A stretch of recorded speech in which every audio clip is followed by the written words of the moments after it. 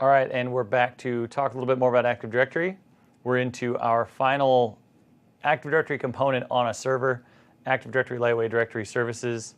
We're going to jump right in and get started.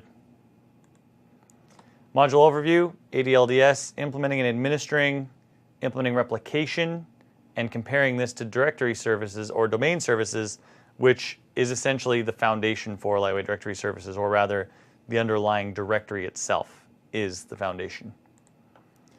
How it works, administration tools. This is one, unlike some of the other ones where we have a single console that we can make all of the changes we need to, there are a lot of tools to LDS that we're going to look at. What is the schema? And then we're going to install this and look at some of these tools. Hierarchical file-based directory store.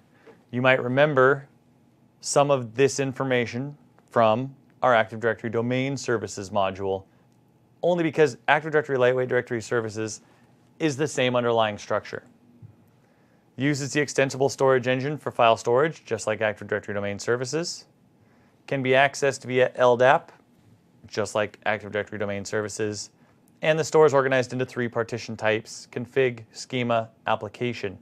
The configuration, or the partitions, are a little bit different in Active Directory Lightweight Directory Services than they are in AD LDS.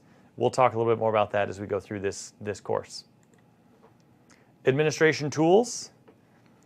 The Active Directory Lightweight Directory Services wizard we're going to use to do our creation of a new instance after our initial install. That's pretty much it. It's the only thing we use that wizard for. ADSI edit is a means of modifying and viewing data. If you have used domain services in the past, you may have used ADSI edit. We'll take a look at it regardless. LDP, creating application partition instances, modifying data and viewing data. We're going to do some of this, but we're not going to use this tool in this particular course. LDIFD, as some people call it, LDIFDE, or CSVDE, importing and exporting of data using pre-built files. DSACLS, I don't know who remembers the conversation we had back in the Domain Services module about ACLs, access control lists, discretionary access control lists, and system access control lists. But these are used here to view and set permissions on the directory service itself. Atom Sync, used to synchronize an instance of ADDS to LDS. This is potentially a highly valuable tool in that it does exactly what it says. You can take a copy, a snapshot of your Active Directory Domain Services directory and use it. And the AD Schema Analyzer, used in migrating the AD Schema to Atom. This, again, says Atom. It's Active Directory LDS, Lightweight Directory Services. It's another way to make a copy, or copy the foundation, in this case, the schema, of your Active Directory Domain Services instance to Active Directory Lightweight Directory Services. What is the schema? The schema for AD LDS is the same thing that it was for Active Directory Domain Services. It defines the types of objects and the data that can be created and stored in an instance using object classes and attributes. So it defines what the objects are, and it defines the attributes about them. In this case, we have on the slide some examples. The schema partition, definition for an automobile object class, definition for a user object class. In the application partition, we're actually going to get objects based on those classes, the automobile or the user class. Installing AD LDS, we're going to jump to our demo environment, and we're going to do that very thing. All right, we're in our demo environment. We're going to open Server Manager, and we're going to go ahead and install Active Directory Lightweight Directory Services. So once again, add roles and features. Our growing list over here on the left of the roles we've installed so far in this series. Next, role-based. This server is the one we want. Server roles, Active Directory Lightweight Directory Services. There are, again, required features. We're going to add them. We're not going to add anything additional. It's going to give us a recap of what this is and what it does, and we install. This one, again, does not take much time. The Active Directory roles in server install relatively quickly. None of them are making terribly intense changes to the domain itself or the server that you're installing on. So that one's done. Takes that little time. Now we do instantly get some errors down here. We'll disregard those. That's just because we just did the install. Once again, a flag. We have post-deployment steps. We're going to hold off on this and we're going to come back to it in a few minutes. So we've done the install. Now we're on to next steps. Implementing and administering LDS. So we've installed it, console's done. What do we do with it? What is an instance? What is an application partition? We're going to do a little demo. Again, we're going to look at AD LDS itself, LDS Users and Groups, and how does access control work. An instance is a running copy of the service that contains its own communication interface and directory store.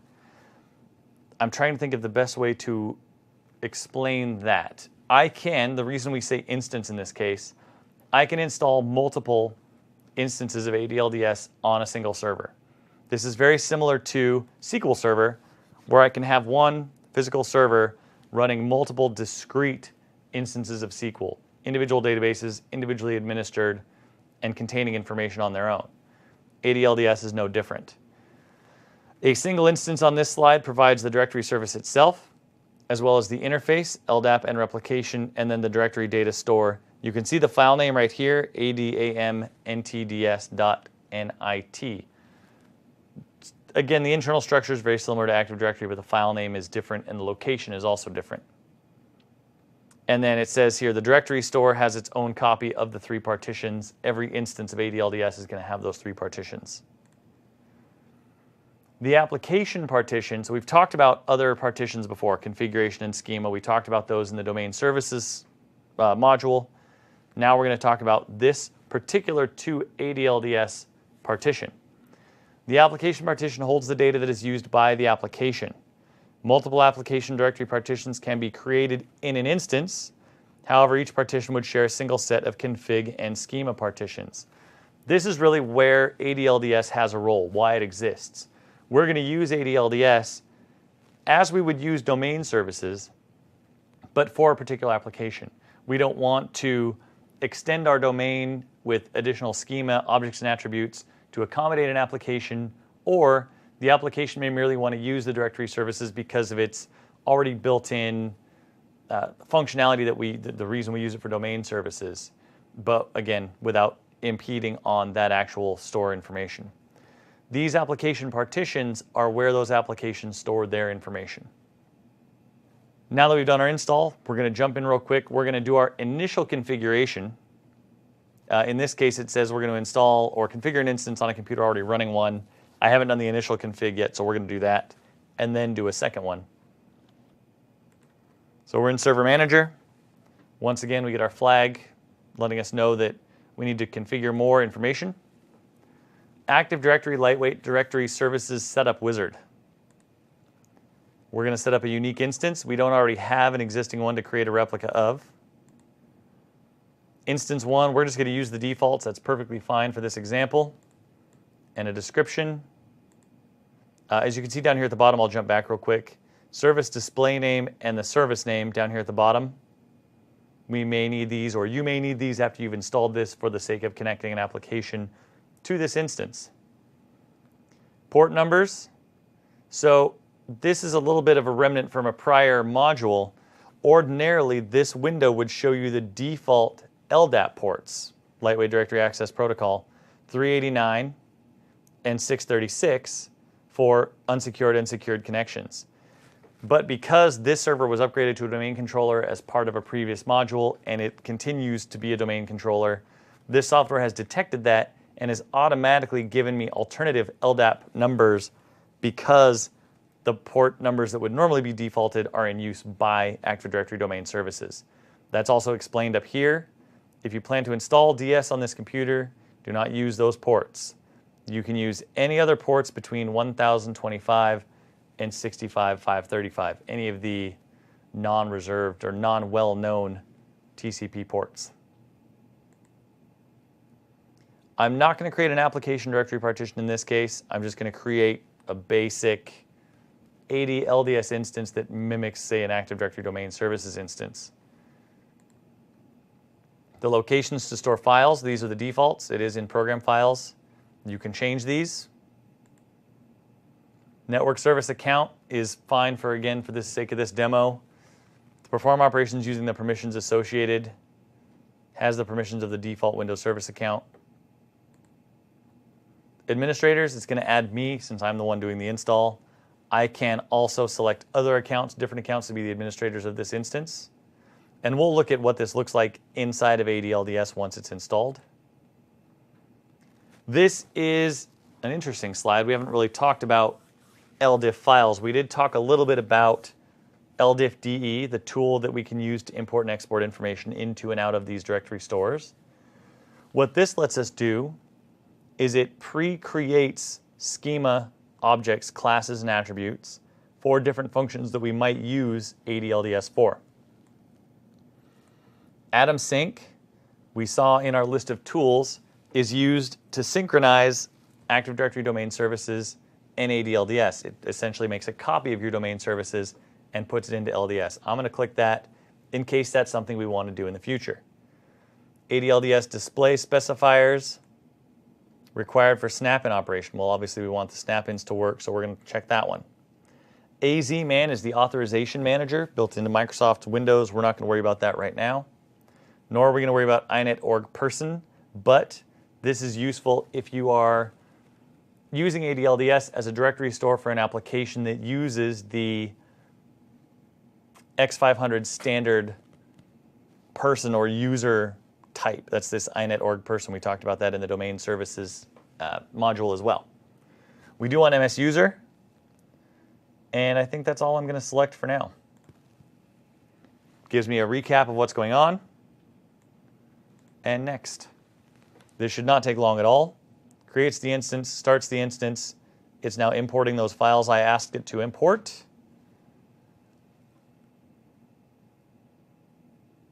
And once that's done, we'll be able to actually get in and take a look at this Active Directory domain, or Active Directory Lightweight Directory Services instance. Done. Now there are tools to get into this instance. However, there's not the normal tool you would see here. Really, there's not a normal console like we're used to. If we go to Tools, there's a Lightweight Directory Services Setup Wizard. As we saw in the deck, it talks about creating new instances. That's all this is good for. There is no additional tool. So we have to use ADSI Edit, which can, as a side note, also be used to manage, modify, take a look at your Active Directory domain services. Right-click, connect to. All of this is set up for Active Directory. It's set up for domain services. We want to change that. We're going to change this to LDS, AD LDS Instance 1. Now I'm going to specify which server I want to log into. Now because this is a domain controller, which may not normally be the case, this option at the bottom where it says default, I have to change because we're not connecting to the default ports. If we do that, it's going to bring up Active Directory domain services. So we're going to put in this server, which is the normal server name. This was already in the box, but we're going to customize the port. Default naming context is 1. We're actually going to jump into schema. It is going to change my name. That's fine. And click OK. So this connects me because I use that custom port to my Active Directory Lightweight Directory Services instance on this server and shows me the schema. These are all the schema options. And because I selected those, the LDIF files that I did earlier, the objects and attributes defined in here were brought in by those files. So you're going to see a lot of familiar objects potentially. User, Windows user, passwords, parameters, created and changed. These are all ADDS objects and attributes. I'm also going to connect to the configuration partition. Same deal, we're going to have to type in a custom string.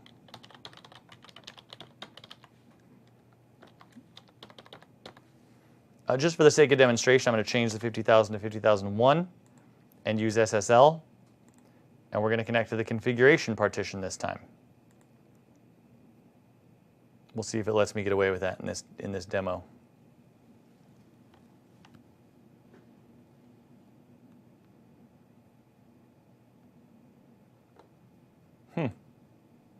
No, we'll take that out.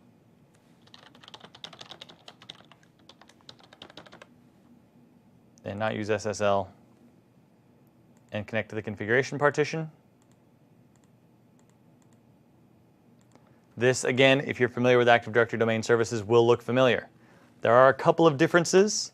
We don't have a users container. We do have a roles container. And inside of there, we have these different groups: administrators and users. So now that we've done that, we've got the instance installed, we've got it configured, we've looked at those partitions in ADSI Edit.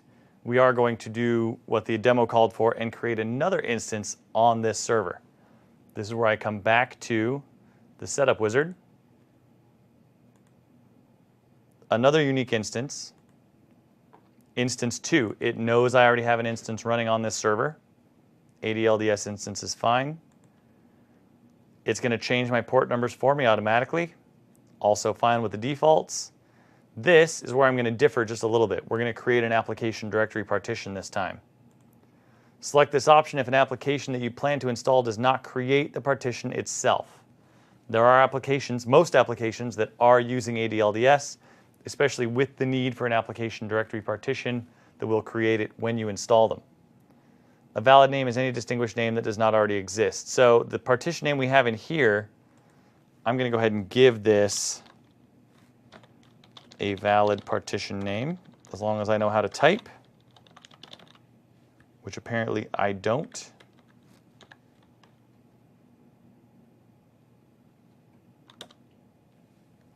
Again, our file locations, which we can change. Network service account is just fine.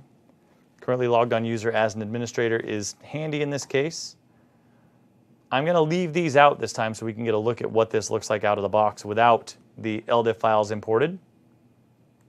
And we'll let it run. And that's finished. We're once again going to open up ADSI Edit. We still have our containers from the prior connection in here. That's absolutely fine. We're going to add some additional ones. In this case, schema. Once again, we have to type the server name out.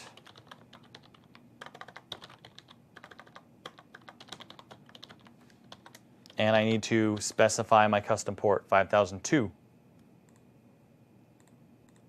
Now remember, we didn't import some of the LDIF files that define attributes and objects that exist elsewhere. We didn't install the MS user or import the MS user LDIF file. You'll notice there is no CN equals user. There are some others in here: user password, user principal name. These are some of the standard fields for X500 directories. We're also going to connect to the configuration.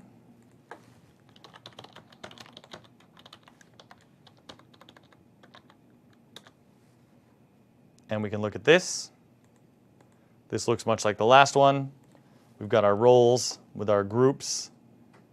Now, in this instance, I am going to make one more change. Connect to. Not only are we going to specify the server,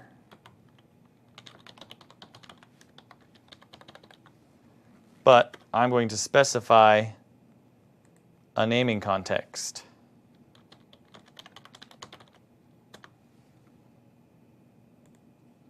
Oh, it named it schema because that was where I already was. So unfortunately, I forgot to rename that one, and that's the name I have. This one much emptier. There's not much here. Our roles are here: administrators, readers, and users. There's a lost and found and an NTDS quotas. This is largely empty because Active Directory Lightweight Directory Services is going to rely on the application to populate this partition.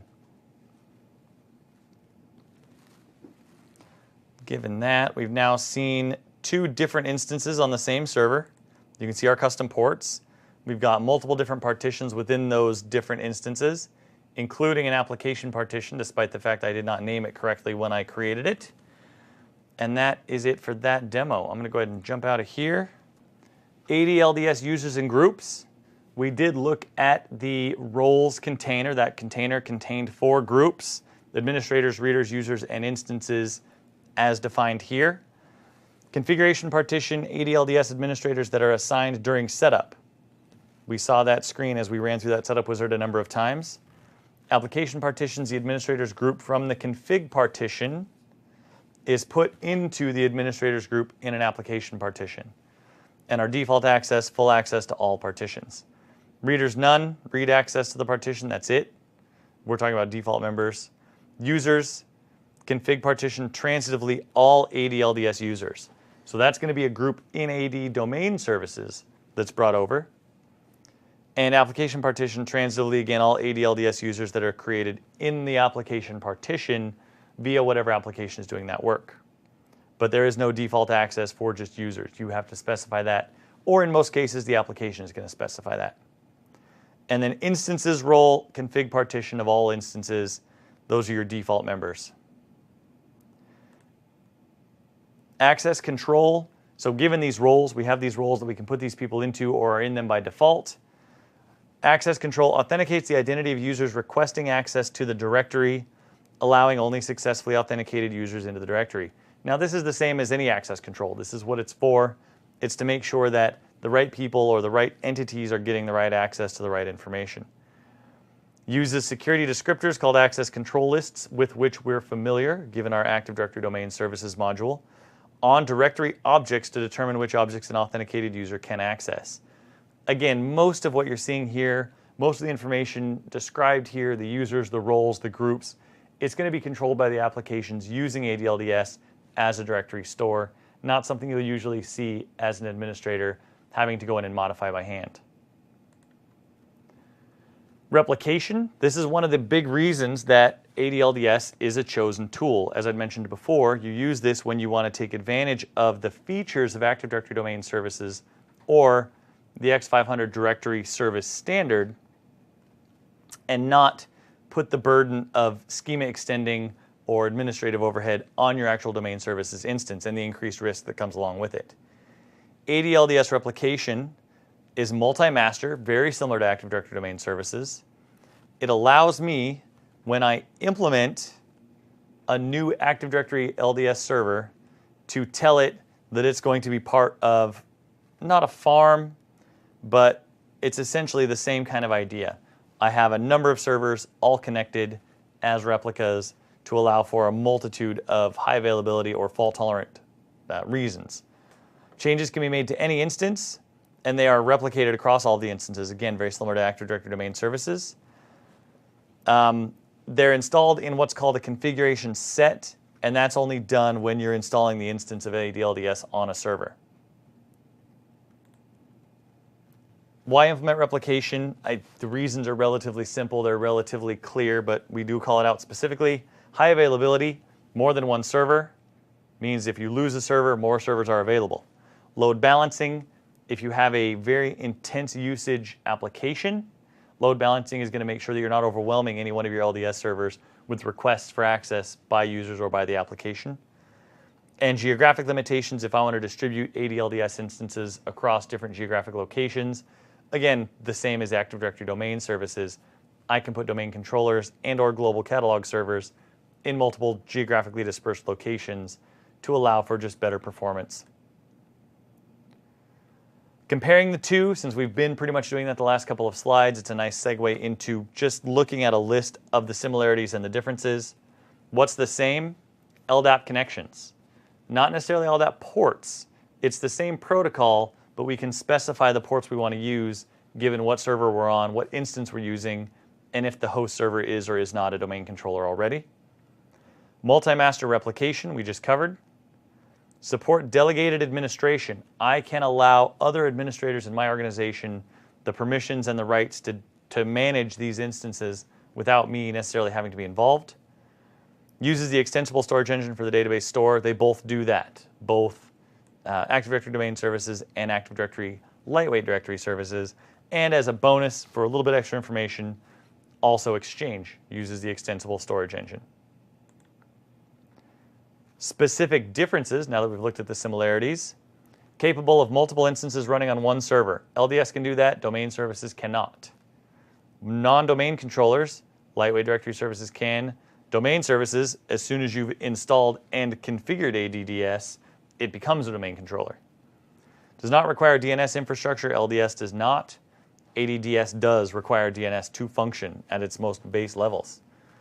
However, Active Directory Domain Services allows for additional functionality. It's not within the directory itself necessarily, but it is additional functionality. Group policy, global catalogs, Kerberos v5 authentication, full-featured administrator tools. We've already seen LDS has its own disparate set of tools, a number of different tools for managing different aspects, and automatic failover of services in case of a failure.